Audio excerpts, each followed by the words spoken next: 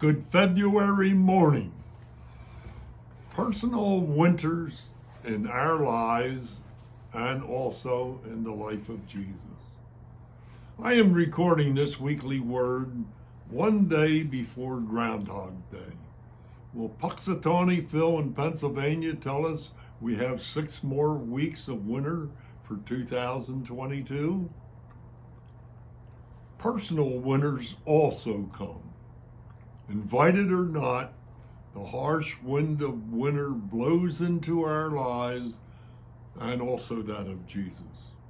Personal winters do not arrive according to a calendar. No, they come when we least expect it. Let's say your family is fine and you're all happy, healthy, and flourishing. That's like summer. But then winter can come one day in a doctor's report, or you're in an accident, or something else that presents a crisis in your life. It happens from time to time, and it happened with Jesus. Think about biblical characters like David, or Moses, or Job, or Ruth, or Esther. The question, of course, is, what do we do in our personal winter? In Virginia, winters are a part of life. Try as we might to bundle up and head into the wind, the hardiest among us can fall. The question is all too common. Will this winter ever pass? As I ask that question, I wonder if the pandemic will pass this year. It's been around too long and has been a year-long winter in our lives, in schools, churches, and workplaces. God has a 6-letter word of encouragement. E-S-T-H-E-R. The book of Esther was written to be read in wintertime for the person who feels that life is a burden. God, in his love for mankind, hears all the prayers of people who have ever been stuck in their personal winter February. And to every person who has longed to see warm and green spring days, he says, follow me. I want you to see what I can do. The commentary on Esther says, are you weary from your challenges or worried your world is spinning out of control? If so, the book of Esther brings welcome news. Relief will come. I challenge you to read Esther this February. And what's true for Esther is true for you and for me. Deliverance will come, either here or in the hereafter in heaven. God will have his victory, and it will be with Jesus. He will rescue his people. He will right the wrongs of this world. The question is not, will God prevail? The question is, will you be a part of God's team? Esther was. Pastor Max Lucado, in his book, You Were Made for This Moment, said, God never promised us a life without trials, but he does promise to be with us as we walk through them. Trust God. He can redeem your struggles for a purpose. God redeemed the struggles of Jesus. We know that the day of Jesus' crucifixion was no doubt his worst day on earth. But as we know, he died for us. He died to redeem us, and God was there. What was the second winter day in the life of Jesus? You have to read Matthew chapters 14 and 15 to find out. Here was this winter day for Jesus. 1. Intense sorrow. Jesus learned of the death of his relative and dear friend John the Baptist. 2. A threat. Herod wants to talk with him, and Herod wants his head. 3. In his sorrow, there is great joy. The disciples can't wait to Tell them of their great joy in sharing his message to others.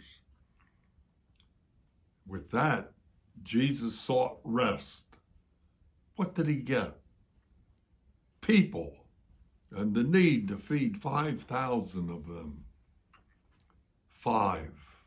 Inept assistance. Jesus asked for help to feed the people and got the response, "Are you kidding?" In chapter 15, Jesus went off by himself to look for rest and kneels in prayer. He's interrupted. Instead, he has to walk on water to save the apostles. He gets them to shore, and he faces more and more people in need. I am a dog lover, so let me end this weekly word with a puppy in the winter of his life. A young boy went into a pet shop looking for a puppy. He was shown the box full of them. The boy picked up each puppy, hugged it, and looked it over. He said to the owner, "I picked out the one I want. How much will it cost?" The owner gave him a price, and the boy promised to be back in a few days. The owner said, "Don't take too long. These puppies will go fast." The boy looked up at the owner, smiled, and said, "I'm not worried. My puppy will still be here." The boy worked to get his money. He even broke open his piggy bank. With enough money, he returned to the store, the pet store, walked up to the counter and laid down his money. After verifying the correct amount, the owner said he could select his puppy. The boy reached into the back of the box and lifted a skinny puppy with a bad leg and started to leave the store. The owner said, "Don't take that puppy, son. He's crippled. He can't play. He'll never run with you or be able to fetch frisbees. Get yourself a healthy puppy." "No, thank you, sir," replied the boy. "This puppy is exactly the dog I want to have and love. In return, he will love me." As the boy turned to leave with his crippled puppy, the store owner started to say something and stopped when he saw extending from the trouser leg of the boy a steel brace for his crippled leg. Why did the boy want that crippled puppy? Because he knew how it felt to be crippled, and he knew that puppy was very special to him. Why did Jesus submit to being crucified? He did it for people. He did it for you and me because Jesus knew we were very special. Jesus had his problems and knew we have our problems. You are precious to Jesus. He knows how we feel and gives us time to redeem our time. Jesus became like us in his 33 years on earth so that we would come to him. And just like that boy and the hard-earned cash Jesus that he paid for that crippled puppy, Jesus paid a great price so that by believing in him, we can be restored to perfection for eternity. Next week, 3 people in their personal winters. Who are they? Tune in next week to find out. God bless you and have a great week.